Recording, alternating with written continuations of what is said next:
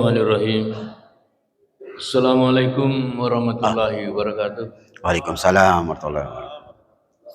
Pertanyaan saya, Ustaz, Iya Pak. mungkin agak keluar dari konteks, tetapi substansinya tetap pada masalah sumpah. Oh Karena iya. kita bicara soal sumpah. Yang pertama, pertanyaan saya, apakah ayat ini ayat Madaniyah atau Makkiyah? Yang kedua, mengenai asbabul nuzulnya. Yang ketiga, apakah hubungannya Al-Quran dengan sumpah?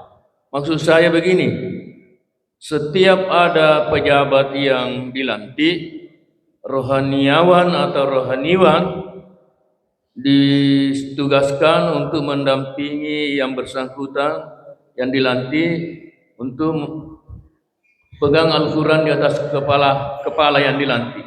Apa memang ada petunjuk dari Nabi, atau kalau tidak ada kenapa dilakukan? Terima kasih. Assalamualaikum warahmatullahi wabarakatuh. Waalaikumsalam warahmatullahi wabarakatuh.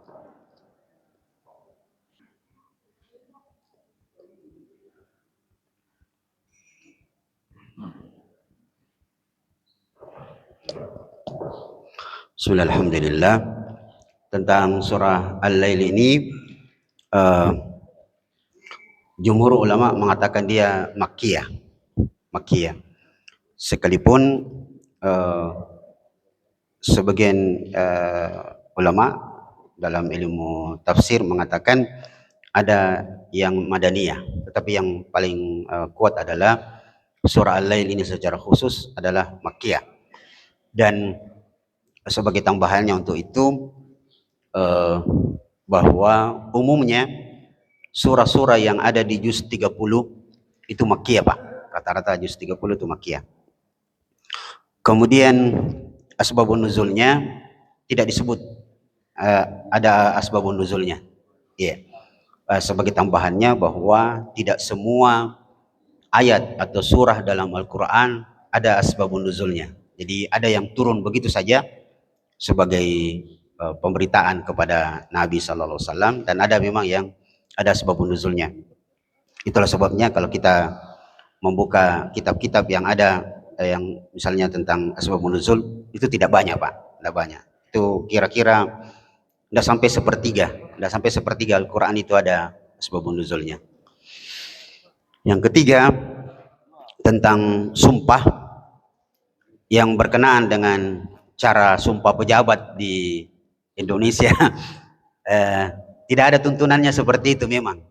Yang ada bersumpah saja, bersumpah untuk melaksanakan amanah. Adapun cara yang digunakan di Indonesia, kalau Islam Quran di atasnya Pak ya, kalau selain Islam disuruh pegang, ya. Itu nampaknya pandangan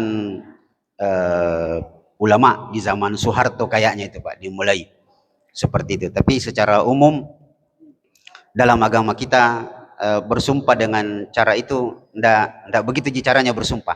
Bersumpah cukup dengan begini, kalau dia bersumpah demi Allah saya akan begini dan begitu. Kemungkinan ada pandangan lain yang difikirkan oleh ulama, majelis ulama waktu itu kayaknya Pak, di zaman Soeharto. Ya. Yeah. Jadi cara bersumpah sekali lagi dalam agama kita, yang penting sumpahnya cuma demi Allah, demi Allah. Yang kalau lafaz Arab billahi, tallahi atau wallahi, dan tidak boleh bersumpah dengan selain nama Allah. Bahkan bersumpah dengan atas nama Rasulullah tidak boleh. Saya bersumpah demi Allah dan demi Rasulnya, tidak boleh. Tidak boleh Pak. Cukup dengan demi Allah, demi Rasulullah tidak boleh. Demi Ka'bah tidak boleh. Yang boleh dengan Rabbul Ka'bah, Tuhannya Ka'bah, itu yang boleh. Begitu Pak. Ya, yeah. Wallahu a'lam. Ya yeah, Pak.